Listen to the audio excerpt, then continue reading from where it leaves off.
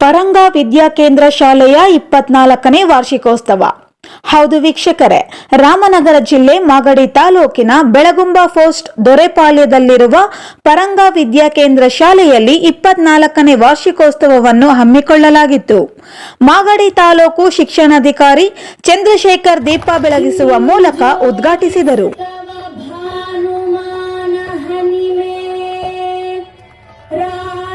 ಸಾಂಸ್ಕೃತಿಕ ಕಾರ್ಯಕ್ರಮ ಉದ್ಘಾಟಿಸಿ ಮಾತನಾಡಿದ ಶಿಕ್ಷಣಾಧಿಕಾರಿ ಚಂದ್ರಶೇಖರ್, ಶಾಲೆಯು ಮಕ್ಕಳ ಸರ್ವತೋಮುಖ ಬೆಳವಣಿಗೆಗೆ ತನ್ನದೇ ಆದ ವಿಶಿಷ್ಟ ಕೊಡುಗೆ ನೀಡುತ್ತಾ ಬಂದಿದೆ. ಸ್ಪರ್ಧಾತ್ಮಕ ಜಗತ್ತಿನಲ್ಲಿ ಸಾಧನೆಗೆ ಅವಿರತ ಶ್ರಮ ಬೇಕು. ದೂರದರ್ಶನ, ಮೊಬೈಲ್ಗಳು ಮಕ್ಕಳ ಮನಸ್ಸನ್ನು ಆಕ್ರಮಿಸಿಕೊಂಡಿದೆ. ಅವುಗಳನ್ನು ದಾಟಿ ಯಶಸ್ಸಿಗೆ ವಿದ್ಯಾರ್ಥಿಗಳು ಶ್ರಮಿಸಬೇಕು. ಇದರಲ್ಲಿ ಪೋಷಕರ ಜವಾಬ್ದಾರಿಯೂ ಇದೆ. ದಾನದಲ್ಲಿ ವಿದ್ಯಾದಾನ ಶ್ರೇಷ್ಠ. ಪಾರಂಗ ವಿದ್ಯಾಕೇಂದ್ರ ಶಾಲೆ ಮಕ್ಕಳಿಗೆ ಗುಣಮಟ್ಟದ ಶಿಕ್ಷಣ ನೀಡಿ ಉತ್ತಮ ಪ್ರಜೆಗಳಾಗಿ ರೂಪಿಸುತ್ತಿದೆ ಎಂದು ಮೆಚ್ಚುಗೆ ವ್ಯಕ್ತಪಡಿಸಿದರು. ವಾರ್ಷಿಕೋತ್ಸವ ಎಲ್ಲ ಶಾಲೆಗಳಲ್ಲಿ ಆಗುತ್ತೆ, ಖಾಸಗಿ ಶಾಲೆಗಳಲ್ಲಿ ಅಥವಾ ನಮ್ಮ ಸರ್ಕಾರಿ ಶಾಲೆಗಳಲ್ಲೂ ಆಗುತ್ತೆ. ಒಬ್ಬ ಅಧಿಕಾರಿಯಾಗಿ, ಒಬ್ಬ ಸ್ನೇಹಿತನಾಗಿ ಶಾಲೆಯಲ್ಲಿ ತುಂಬ ವರ್ಷಗಳಿಂದ ನನ್ನ ಅನುಭವ ಇದೆ. 2003-4ರಲ್ಲಿ ಈ ಶಾಲೆಯನ್ನು ಉದ್ಘಾಟನೆ ಮಾಡಿದ್ದು, ಒಂದು ಪಿರಮಿಡ್ ಶಾಲೆಯನ್ನು ಓಪನ್ ಮಾಡಿದ್ವಿ. ಆಗಿನ ಉಪನಿರ್ದೇಶಕರು ಮತ್ತು ಡೈರೆಕ್ಟ್ರು ಕೂಡ ಈ ಶಾಲೆಗೆ ನಾನು ಬಂದಿದ್ವಿ. ಅವತ್ತಿನ ಪರಿಸ್ಥಿತಿಗೂ ಇವತ್ತಿನ ಭೌತಿಕ ಪರಿಸ್ಥಿತಿಗೂ ಮತ್ತು ಫ್ಯಾಕಲ್ಟಿಗಳು ನೋಡಿದಾಗ ನಿಜವಾಗ್ಲೂ ಕೂಡ ಹೆಮ್ಮೆ ಅನಿಸುತ್ತೆ. ಈಗ ನಾನು ಬಂದ ತಕ್ಷಣವೇ ಒಂದು ಕಂಪ್ಯೂಟ್ರು ಕ್ಲಾಸ್ ರೂಮನ್ನು ನೋಡಿದೆ. ಯಾವ ಶಾಲೆಗೂ ಏನು ಕಡಿಮೆ ಏನಿಲ್ಲ. ಅಂದರೆ ಒಂದು ವಿಷನನ್ನು ಇಟ್ಕೊಂಡು ಈ ಶಾಲೆಯ ಒಂದು ವ್ಯವಸ್ಥೆ, ಆಡಳಿತ ಮಂಡಳಿ ಒಂದು ವಿಷನನ್ನು ಇಟ್ಕೊಂಡು, ದೂರದೃಷ್ಟಿ ಇಟ್ಕೊಂಡು ಕೆಲಸವನ್ನು ನಿರ್ವಹಣೆ ಮಾಡ್ತಾ ಇರೋದು. ಮತ್ತು ಒಂದು ಆಶಾಭಾವನೆ ಎದ್ದು ಕಾಣ್ತಾ ಇದೆ. ಅದೇ ನಮ್ಮ ಪೋಷಕರಲ್ಲೂ ಕೂಡ ಅಂಥ ಒಂದು ಆಶಾಭಾವನೆ ಎದ್ದು ಕಾಣ್ತಾ ಇದೆ. ಈ ಶಾಲೆಯಲ್ಲಿ ಯಾವುದೋ ಒಂದು ಗುಣಾತ್ಮಕವಾದ ಶಿಕ್ಷಣ ಮತ್ತು ವಿದ್ಯಾರ್ಥಿಗಳ ಭವಿಷ್ಯನ ರೂಪಿಸೋದ್ರಲ್ಲಿ ಹೆಚ್ಚಿನ ಮಹತ್ವವನ್ನು ಇವರು ಕೊಡ್ತಾ ಇದ್ದಾರೆ ಅನ್ನೋದು ಕಾಣಿಸ್ತಾ ಇದೆ. ಆಮೇಲೆ ಪ್ರತಿಯೊಬ್ಬ ಶಿಕ್ಷಕರು ಕೂಡ ತಮ್ಮದೇ ಆದ ಒಂದು ನಿಟ್ಟಿನಲ್ಲಿ ಉತ್ತಮವಾದಂಥ ಕೆಲಸವನ್ನು ನಿರ್ವಹಣೆ ಮಾಡ್ತಾ ಇದ್ದಾರೆ. ನಾವು ಕೂಡ ನಮ್ಮ ಸಿಬ್ಬಂದಿ ಮತ್ತು ನಾವು ಕೂಡ ಇಲ್ಲಿ ವೀಕ್ಷಣೆ ಮಾಡಿದಂಥ ಸಂದರ್ಭದಲ್ಲಿ ಪಾಠ ಪ್ರವಚನಗಳು ಮತ್ತು ಶೈಕ್ಷಣಿಕ ವ್ಯವಸ್ಥೆಗೆ ಬೇಕಾದಂಥ ಅನುಕೂಲಗಳು ಮತ್ತು ಟ್ರಸ್ಟ್ನವರು ಕೂಡ ಅಷ್ಟೇ ಪಾಸಿಟಿವ್ ಆಗಿ, ಅಂದರೆ ಧನಾತ್ಮಕವಾಗಿ ಚಿಂತನೆಯನ್ನು ಮಾಡಿ ಶಾಲೆಯ ಸರ್ವತೋಮುಖ ಬೆಳವಣಿಗೆಯನ್ನು ಇವರು ಮಾಡೋದರಲ್ಲಿ ಮುಂದೆ ಇದ್ದಾರೆ. ಕೆಲವು ಶಾಲೆಗಳಲ್ಲಿ ಈ ರೀತಿ ಅನುಕೂಲಗಳು ಇಲ್ಲದೇ ಇರ್ಬೋದು, ಆದರೆ ಟ್ರಸ್ಟ್ನವರು ಒಂದು ನಂಬಿಕೆ ಇಟ್ಟು ಪೋಷಕರ ಮನವನ್ನು ಸೆಳೆದು ಗುಣಾತ್ಮಕ ಶಿಕ್ಷಣವನ್ನು ಕೊಡೋದ್ರೊಳಗೆ ಇವರು ಮುಂದೆ ಇದ್ದಾರೆ ಅನ್ನೋದರಲ್ಲಿ ಏನು ಎಳ್ಳಷ್ಟು ಸಂಶಯ ಏನಿಲ್ಲ. ನನ್ನ ವೈಯಕ್ತಿಕ ಅಭಿಪ್ರಾಯ ಹೇಳೋದಾದರೆ, ಇಂಥ ಶಾಲೆಯಲ್ಲಿ ನಾವು ಓದ್ಬೋದಿತ್ತೇನೋ ಆ ಕಾಲದಲ್ಲಿ ಅನ್ನೋದೊಂದು ಬರ್ತದೆ. ಆದಾಗ್ಯೂ ಅವತ್ತಿನ ನಮ್ಮ ಸಾಮಾಜಿಕ ಪರಿಸ್ಥಿತಿ, ಆರ್ಥಿಕ ಪರಿಸ್ಥಿತಿಗೆ ಹೋಲಿಕೆ ಮಾಡಿಕೊಂಡಾಗ ಅದು ಸಿಕ್ಕಿಲ್ಲ. ಆದರೂ ಕೂಡ ಇವತ್ತು ನನ್ನ ಸೌಭಾಗ್ಯ ಈ ಶಾಲೆಯಲ್ಲಿ ವಾರ್ಷಿಕೋತ್ಸವ, ಆ ಮಕ್ಕಳಿಗೆ ಕೊಟ್ಟಿರುವಂತಹ ಶೈಕ್ಷಣಿಕವಾದಂಥ ಬಹುಮಾನಗಳು, ಕ್ರೀಡಾ ಬಹುಮಾನಗಳು, ಆಮೇಲೆ ಪ್ರೋತ್ಸಾಹ, ಉತ್ತಮವಾದಂಥ ಪ್ರೋತ್ಸಾಹ ಇಲ್ಲಿ ಕಾಣಿಸ್ತಾ ಇದೆ. ನಿಜವಾಗ್ಲೂ ಕೂಡ ಸರ್ವತೋಮುಖ ಬೆಳವಣಿಗೆ ಏನು ಗಾಂಧೀಜಿಯವರ ಮೂಲ ಶಿಕ್ಷಣವನ್ನು ಕಲ್ಪನೆ ಮಾಡಿದ್ದಾರೆ, ಆ ಮೂಲ ಶಿಕ್ಷಣದ ಕಲ್ಪನೆಗೆ ಇವರು ಪೂರಕವಾಗಿ ನಡ್ಕೊಳ್ತಾ ಇದ್ದಾರೆ. ಮತ್ತು ಇಲಾಖಾ ನಿಯಮಗಳನ್ನ ತಪ್ಪದೆ, ಚಾಚು ತಪ್ಪದೆ ಇವರು ಪಾಲಿಸ್ತಾ ಇದ್ದಾರೆ. ಹೆಮ್ಮೆ ಅನಿಸುತ್ತೆ. ಧನ್ಯವಾದ. ಭಾಗದಲ್ಲಿ ಒಂದು ಕಡಿಮೆ ಅಮೌಂಟಲ್ಲಿ ಪಾಪ ಬಡ ಮಕ್ಕಳುಗಳನ್ನ ಸೇರಿಸ್ಕೊಂಡು ಒಳ್ಳೆ ವಿದ್ಯಾಭ್ಯಾಸ ಕೊಡ್ತಿದ್ದಾರೆ ಈ ಸಂಸ್ಥೆ. ಕೆಲವೊಂದು ಕಡೆ ಗ್ರಾಮೀಣ ಪರಿಸ್ಥಿತಿಯಲ್ಲಿ ಬೇರೆ ಶಾಲೆಗಳಲ್ಲಿ 50,000 ನಡೆಸ್ತಾ ಹೋಗ್ತಾರೆ. ಆದರೆ ಈ ಭಾಗದಲ್ಲಿ ಒಂದು ಬಡ ಮಕ್ಕಳು ಯಾರು ನನ್ನ ಹತ್ರ ಇಲ್ಲ ಅಂದ್ರವ್ರಿಗೆ ಒಂದು ಒಳ್ಳೆ ವಿದ್ಯೆಯನ್ನು ಕಲಿಸುವಂಥ ಕೆಲಸ ಮಾಡ್ತಿದ್ದಾರೆ. ಈ ಸಂಸ್ಥೆ ಬಗ್ಗೆ ಏನು ಹೇಳ್ತೀವಿ? ಇಲ್ಲ, ನಾನು ಈ ಟ್ರಸ್ಟಿನ ಬಗ್ಗೆ ನಾನು ಮಾತಾಡಲಿಕ್ಕಾಗಲ್ಲ. ಒಬ್ಬ ಶಿಕ್ಷಣಾಧಿಕಾರಿಯಾಗಿ ಅಥವಾ ಕ್ಷೇತ್ರ ಶಿಕ್ಷಣಾಧಿಕಾರಿಯಾಗಿ ಹೇಳೋದಾದರೆ, ಆಡಳಿತಾತ್ಮಕ ಹಿತದೃಷ್ಟಿಯಿಂದ ಅವರವರ ವ್ಯಾಪ್ತಿಗೆ ತಕ್ಕಂಥ ಅವರ ಆರ್ಥಿಕ ಸಾಮರ್ಥ್ಯಗಳನ್ನು ಆಧಾರದ ಮೇಲೆ ಶಾಲೆಯನ್ನು ಓಪನ್ ಮಾಡಲಿಕ್ಕೆ ಸರ್ಕಾರ ಅನುವು ಮಾಡಿಕೊಟ್ಟಿದೆ. ಅದರ ಪ್ರಕಾರ ಪೋಷಕರ ಸಾಮರ್ಥ್ಯದ ಆಧಾರದ ಮೇಲೂ ಕೂಡ ಇವರು ಕೆಲಸವನ್ನು ನಿರ್ವಹಣೆ ಮಾಡ್ತಾ ಇದ್ದಾರೆ. ಆದರೆ ಬೇರೆ ಬೇರೆ ಶಾಲೆಗಳಿಗೆ ಅದರದ್ದೇ ಆದ ಒಂದು ಇನ್ಫ್ರಾಸ್ಟ್ರಕ್ಚರನ್ನು ಹೊಂದಿರ್ತದೆ. ಇವರ ಸಾಮರ್ಥ್ಯಕ್ಕೆ ತಕ್ಕಂಥ ಇವರು ಇನ್ಫ್ರಾಸ್ಟ್ರಕ್ಚರನ್ನು ಕೊಡ್ತಾ ಇದ್ದಾರೆ. ಆದರೆ ಅಂತಹ ಸಮಸ್ಯೆ ಇರುವಂತಹ ಪೋಷಕರು ನನ್ನ ಸರ್ಕಾರಿ ಶಾಲೆಗಳಿಗೆ ಎಲ್ಲ ರೀತಿಯ ಅನುಕೂಲಗಳನ್ನು ಸರ್ಕಾರಿ ಶಾಲೆಗಳು ಸಿಗ್ತಾ ಇದೆ. ಇವತ್ತು ಅಲ್ಲಿ ಬಂದು ಅವರು ಮಕ್ಕಳನ್ನು ಸೇರಿಸಿದ್ರೆ, ಇವತ್ತು RTI ಇದೆ, RTE ಇದೆ. ಅಂದರೆ ಅಂತಂದರೆ ಎಜುಕೇಷನ್ನು, ರೈಟ್ ಟು ಎಜುಕೇಷನ್ ಆ್ಯಕ್ಟ್ನಲ್ಲಿ ಮಕ್ಕಳಿಗೆ ಇವತ್ತು ಫ್ರೀ ಎಜುಕೇಷನ್ ಆ್ಯಂಡ್ ಕಂಪಲ್ಸರಿ ಎಜುಕೇಷನ್ನ ಸರ್ಕಾರ ಇವತ್ತು ಕೊಡ್ತಾ ಇದೆ. ಅಂತಹ ಕಡೆ ಅನುಕೂಲ ಇಲ್ಲದೇ ಇರೋವಂಥ ನನ್ನ ಪೋಷಕರು ದಯವಿಟ್ಟು ಸರ್ಕಾರಿ ಶಾಲೆಗಳಿಗೆ ಜಾಯಿನ್ ಮಾಡಲಿ. ಅನುಕೂಲ ಇರೋವಂಥವರು ಅಥವಾ ಇಚ್ಛೆ ಉಳ್ಳ ಪೋಷಕರು ಖಾಸಗಿ ಶಾಲೆಗಳಲ್ಲಿ ನಾವು ಸೇರಿಸಿ ಅಂತ ನಾನು ಪ್ರಪೋಸ್ ಮಾಡಲ್ಲ. ಆದಾಗ್ಯೂ ಉತ್ತಮವಾದ ವಾತಾವರಣ ಎಲ್ಲಿದೆ ಅವರು ಅಲ್ಲಿ ಸೇರಿಸ್ಕೊಳ್ಳಿಕ್ಕೆ ಅವ್ರ ಇಚ್ಛೆ ಪಟ್ಟಲ್ಲಿ ಅದು ಆಗಬಹುದು. ಸರ್, ಮಾತಾಡ್ಬೇಕು ಹೇಳ್ತಾರೆ, ಮಾಧ್ಯಮ ಅವಳಿಗೆ ಜಾಸ್ತಿ ಆಗಿದೆ ಅಂದರೆ, ಆದರೆ ಯಾವ ರೀತಿ ಅವಳಿಗೆ ಜಾಸ್ತಿ ಆಯಿತು ಅನ್ನೋದು ವಿವರಣೆ ಕೊಡಬೇಕು. ಮಾಧ್ಯಮದ ಅಂದರೆ ಈಗ ನಮ್ಮ ಪೋಷಕರಲ್ಲಿ ಏನಾಗಿದೆ, ಮಾಧ್ಯಮ ಅಂತ ಅಂದರೆ ನಿಮ್ಮ ದೃಶ್ಯ ಮಾಧ್ಯಮ, ಪತ್ರಿಕಾ ಮಾಧ್ಯಮ ಅಲ್ಲ. ಅದು ಮೊಬೈಲ್ ಮತ್ತು ಟಿ ವಿಗಳ ಮಾಧ್ಯಮ ಅಂತ ನಾನು ಹೇಳಿದ್ದದನ್ನು. ಸೊ ಅದನ್ನು ತಾವು ಈ ರೀತಿ ಹಿಂದೀಕರಿಸಬೇಕಾಗತ್ತೆ. ಮಾಧ್ಯಮ ಅಂತಂದರೆ ಮಾಧ್ಯಮದ ಸ್ನೇಹಿತರು ಅಥವಾ ಮಾಧ್ಯಮ ಇಲ್ಲ ಅಂತಂದರೆ ಒಂದು ಸಮಾಜದ ಕ್ಲಿಷ್ಟತೆಯನ್ನು ಸಮಾಜಕ್ಕೆ ನೀವು ತಲುಪಿಸ್ಲಿಕ್ಕೆ ಸಾಧ್ಯ ಆಗಲ್ಲ. ಅದು ನಿಮ್ಮಲ್ಲಿ ಯಾವಾಗಲೂ ಓಪನ್ನಸ್ ಇರುತ್ತೆ.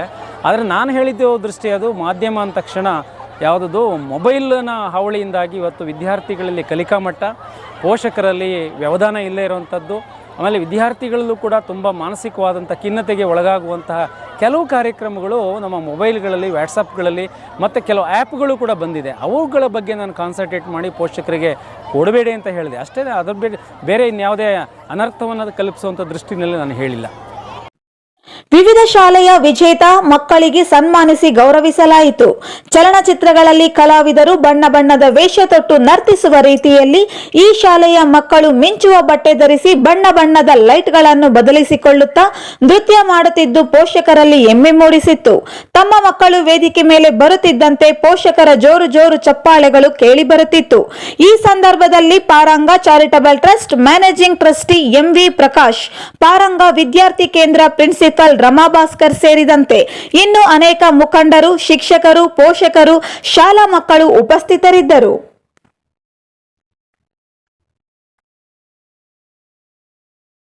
ಬಹಳ ಸಂತೋಷ ಆಗ್ತಾ ಇದೆ, ಸಿಕ್ಕಾಪಟ್ಟೆ ಖುಷಿ ಆಗ್ತಾ ಇದೆ. ನಮ್ಮ ಹಿಂದೆ ಇರೋದು ನಮ್ಮ ಸಂಸ್ಥೆಯ ಸಂಸ್ಥಾಪಕರು. ಈ ಸಂಸ್ಥೆಯ ಬಗ್ಗೆ ದೊಡ್ಡದೊಂದು ಕನಸನ್ನು ಕಂಡಂಥವ್ರು. ನೀವು ನೋಡಿರ್ಬೋದು, ಸಾಮಾನ್ಯವಾಗಿ ವೇದಿಕೆ ಪಕ್ಕದಲ್ಲಿ ಗಣ್ಯರ ಒಂದು ಪುತ್ಥಳಿಕೆಗಳಿರುತ್ತೆ. ನಮ್ಮ ಶಾಲೆಯ ವಿಶೇಷ ಅಂದರೆ ಸ್ಟೇಜಿನ ಎದುರುಗಡೆ ಸಂಸ್ಥಾಪಕರು ನಿಂತಿದ್ದಾರೆ. ಬೇರೆಯವರಿಗೆ ಅದು ಪುತ್ಥಳಿ ಇರಬಹುದು, ನಮಗೆ ಅದು ಜೀವಂತ ವ್ಯಕ್ತಿ. ಅವರು ನಮ್ಮ ಚಟುವಟಿಕೆಗಳು, ನಮ್ಮ ನಡವಳಿಕೆಗಳು, ನಾವು ಸಂಸ್ಥೆಯನ್ನು ಬೆಳೆಸೋದು ನೋಡಬೇಕು, ಹಾರೈಸಬೇಕು ಅನ್ನೋ ಉದ್ದೇಶ. ವಾರ್ಷಿಕೋತ್ಸವ ಅಂತ ಬಂದರೆ ನಮ್ಮೆಲ್ಲರ 1 ವರ್ಷದ ಕನಸು. ಶಿಕ್ಷಕರ, ಮಕ್ಕಳ, ಪೋಷಕರ ಪ್ರಯತ್ನ ವರ್ಣರಂಜಿತವಾಗಿ ಬಹಳ ಚೆನ್ನಾಗಿ ಬರ್ತಾ ಇದೆ. ಬಹಳ ಖುಷಿ. ನಮ್ಮ ಬಿ ಅವರು ನಿಮ್ಮ ಶಾಲೆಗೆ ಬಂದು ಉದ್ಘಾಟನೆ ಮಾಡಿದ್ರು, ಏನು ಹೇಳ್ತೀರಾ? ಪುಟಾಣಿ ಮಕ್ಕಳಿಗೆ ಧನ್ಯವಾದಗಳು. ಅವಾಗಲೇ ಹೇಳಿದ್ನಲ್ಲ ಸರ್, ಬಿ ಅವರು ಬಂದಿದ್ದೇ ನಮಗೊಂದು honour. It is an honour to have him here. ಬಹಳ ಸಂತೋಷದ ವಿಷಯ. ದಿನಗಳು ಕಳೆದಂತೆ ಅವರ ಒಂದು ಆದರ ಮತ್ತು ಮಾರ್ಗದರ್ಶನ ನಮಗಿದೆ ಅನ್ನೋದು ನಮ್ಮ ನಂಬಿಕೆ. 24-25 ಸಾಲಿನ ಮಕ್ಕಳು ಅಡ್ಮಿಷನ್ ಆಗೋ ಮಕ್ಕಳು ಏನು ಒಂದು ಸಂದೇಶ ಕೊಡ್ತೀರಿ ನಿಮ್ಮ ಶಾಲೆಯಿಂದ?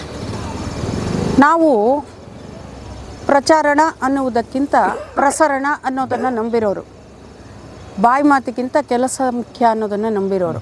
ನಮ್ಮ ಮಕ್ಕಳಿಗೆ ನಮ್ಮ ಕೈಲಾದಷ್ಟು ಎಲ್ಲಿಯೂ ಅವರಿಗೆ ಇಲ್ಲ ಅನ್ನೋದಿಲ್ಲದೆ ಇರುವಂತಹ ಫೆಸಿಲಿಟೀಸನ್ನು ಕೊಡಬೇಕು ಅಂತ 4.5 ಎಕರೆಯಲ್ಲಿ ಇಷ್ಟು ದೊಡ್ಡ ಸಂಸ್ಥೆಯನ್ನು ಕಟ್ಟಿದ್ದೀವಿ.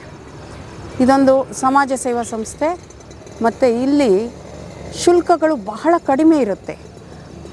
ಯಾವ ಒಬ್ಬ ವ್ಯಕ್ತಿಯೇ ಆಗಲಿ ತನ್ನ ಮಗುವನ್ನು ಓದಿಸಬೇಕು, ಈ ಕಂಪ್ಯೂಟರ್ ಶಿಕ್ಷಣ ಇರ್ಬೋದು, ರೊಬೋಟಿಕ್ಸ್ ಇರಬಹುದು, ಸೈನ್ಸಲ್ಲಿ ನಮ್ಮಲ್ಲಿರುವಂತಹ ಒಂದು ಲ್ಯಾಬ್ ಫೆಸಿಲಿಟಿ ಬಹುಶಃ ಯಾವುದೇ PU ಕಾಲೇಜುಗಳಲ್ಲಿ ಕೂಡ ಇರೋದಿಲ್ಲ. ಡಿಜಿಟಲ್ ಶಿಕ್ಷಣ ಇರಬಹುದು. ಈ ರೀತಿಯಾದಂಥ ಹಲವಾರು ವಿಧಗಳಿಂದ ನಾವು ಶಿಕ್ಷಣದ ಗುಣಮಟ್ಟವನ್ನು ದಿನೇ ದಿನೇ ಹೆಚ್ಚಿಸ್ಕೊಂಡು ಹೋಗ್ತಾ ಇದ್ದೀವಿ. ಯಾವುದನ್ನೇ ಆಗಲಿ ಅನುಭವಿಸಿ ನೋಡಬೇಕು ಅನ್ನೋದಾದರೆ ಶಾಲೆಯ ಒಳಗೆ ಮೊದಲು ಮಕ್ಕಳು ಬರಬೇಕು. ಇಲ್ಲಿ ಪೋಷಕರು ನಮ್ಮ ಮೇಲೆ ನಂಬಿಕೆ ಇಟ್ಟು ಮಕ್ಕಳನ್ನು ಅಡ್ಮಿಷನ್ ಮಾಡಿಸಬೇಕು. ನಾವು ಬರೀ ಲಿಟ್ರಸಿ ಅಂದರೆ ಓದು ಬರವು ಹೇಳ್ಕೊಡೋದ್ರಲ್ಲಿ ನಮಗೆ ನಂಬಿಕೆ ಇಲ್ಲ. ಎಜುಕೇಷನ್ ಅನ್ನೋದನ್ನು ಕೊಡಬೇಕು ಅನ್ನೋದು ನಮ್ಮ ಉದ್ದೇಶ. ಇಲ್ಲಿ ಬರೀ ಒಂದು ಫಿಸಿಕಲ್ ಡೆವಲಪ್ಮೆಂಟು, ಓದು ಬರವು ಅಲ್ಲ, ವ್ಯಕ್ತಿತ್ವ ನಿರ್ಮಾಣವನ್ನು ಮಾಡಿ ನಾಳೆ ದೇಶಕ್ಕೆ ಆ ವ್ಯಕ್ತಿ ಒಬ್ಬ ಒಳ್ಳೆಯ ಪ್ರಜೆಯಾಗಿ ಬೆಳಿಬೇಕು. ಹಾಗೆ ಆ ವ್ಯಕ್ತಿಯ ವ್ಯಕ್ತಿತ್ವನ ಗುರುತಿಸಿ ಬೆಳೆಸಿ ನಾವು ಸಂಪೂರ್ಣವಾದ ವ್ಯಕ್ತಿ ನಿರ್ಮಾಣವನ್ನು ಮಾಡಬೇಕು ಅನ್ನೋ ಧ್ಯೇಯದಿಂದ ಸಂಸ್ಥೆ ನಡೆಸ್ತಾ ಇರೋದು. ಹೆಚ್ಚು ಹೆಚ್ಚು ಮಕ್ಕಳು ಬಂದಷ್ಟು ನಮಗೆ ಅಷ್ಟೇ ಖುಷಿ. ನಮ್ಮ ಬಿ ಅವರು ಹೇಳ್ತಾ ಇದ್ದಾರೆ, ಈ ಶಾಲೆಯಲ್ಲಿ ನಾನು ಎಲ್ಲೋ ಒಂದು ಕಡೆ ನಾನು ಓದಲಿಲ್ಲ ಅನ್ನೋದೊಂದು ಕೊರತೆ ಕಾಣ್ತಾ ಇದೆ ಅಂತ, ಅದ್ರ ಬಗ್ಗೆ ಏನು ಹೇಳ್ತೀನಿ?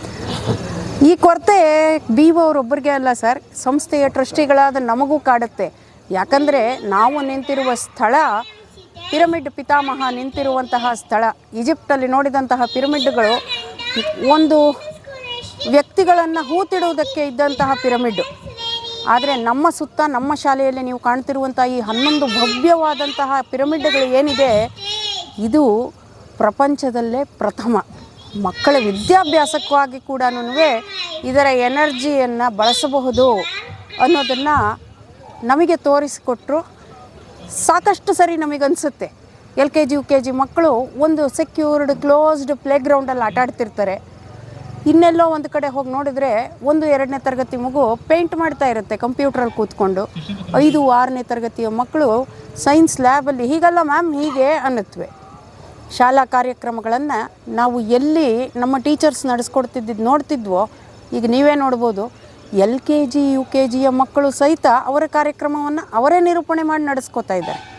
ಇಷ್ಟು ಅವಕಾಶಗಳು ನಮಗೆ ಇರಬಹುದಾಗಿತ್ತೇನೋ, ನಾವು ಇನ್ನೂ ಸಾಕಷ್ಟು ಬೇರೆ ಬೇರೆ ವಿಚಾರಗಳನ್ನು ಕಲಿಬಹುದಿತ್ತೇನೋ, ಇದು ನಮಗೂ ಅನಿಸುತ್ತೆ. ಅದು ಸತ್ಯಕ್ಕೆ ದೂರ ಅಲ್ಲ. ಶಾಲೆ ಪದವಿ ಕಾಲೇಜ್ ಆಗಲಿ ಅಂತ ಆಶಿಸಿದ್ದಾರೆ ಅವರು.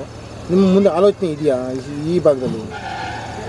ಜನಗಳ ಸಹಕಾರ ಮತ್ತು ನಾವು ಅಂದುಕೊಂಡಂತೆ ಮಕ್ಕಳ ದಾಖಲಾತಿಗಳಾದರೆ ಖಂಡಿತ ಬಡ ಮತ್ತು ಮಧ್ಯಮ ವರ್ಗದ ಜನಗಳಿಗೆ ಕೈಗೆಟುಕುವಷ್ಟು ಬೆಲೆಗಳಲ್ಲಿ PUC ಮತ್ತು ಉನ್ನತ ಶಿಕ್ಷಣಗಳನ್ನು ಕೊಡೋ ಆಸೆ, ಹೆಬ್ಬಯಕೆ ಎರಡೂ ನಮ್ಮಲ್ಲಿದೆ. ಪರಮಾತ್ಮ ಅದಕ್ಕೆ ಅವಕಾಶ ಮಾಡಿಕೊಡಬೇಕು. ಜನ ನಮ್ಮ ಹಿಂದೆ ನಿಂತು ನಮ್ಮ ಜೊತೆಯಲ್ಲಿ ಬಂದು ನಮ್ಮ ಮುಂದೆ ಕೈ ಹಿಡಿದು ನಡೆಸ್ಕೊಂಡು ಹೋಗಬೇಕು. ಇವತ್ತು ಭಾಗವಹಿಸಿದ ಪೋಷಕರಿಗೆ ಕೊನೆಯದಾಗಿ ಏನು ಹೇಳ್ತೀರಾ? ಪೋಷಕರು ಅಂದರೆ ಪರಮಾತ್ಮನ ಸಮಾನ ಸರ್. ನಾವು ಇವತ್ತಿಲ್ಲಿ ನಿಂತಿದ್ದೀವಿ ಅಂತಂದರೆ ಅವ್ರ ಕಾರಣ. ಅಂಥ ಪೋಷಕರು ಇನ್ನು 100 ಜನ ಬರಬೇಕು. ಸಾಕಷ್ಟು ಜನ ನಮಗೆ ಮಾರ್ಗದರ್ಶಿಗಳು ಆಗಬೇಕು, ಸ್ನೇಹಿತರು ಆಗಬೇಕು, ಕಷ್ಟದಲ್ಲಿ ಅಣ್ಣ ತಮ್ಮಂದರು ಆಗಬೇಕು, ಸಂಸ್ಥೆ ಬೆಳೆಸುವಂತಹ ಶಕ್ತಿನೂ ಆಗಬೇಕು. ಅವರಿಗೆಲ್ಲ ಧನ್ಯವಾದಗಳು. ನಾನು ರಮಾ ಭಾಸ್ಕರ್ ಅಂತ. ನಾನು ಇಲ್ಲಿ ಪ್ರಾಂಶುಪಾಲರಾಗಿ ಕೆಲಸ ಮಾಡ್ತಾ ಇದ್ದೀನಿ. ಅದರ ಜೊತೆಗೆ ಟ್ರಸ್ಟಿನ ಒಂದು ಟೀಮಲ್ಲಿ ನಾನು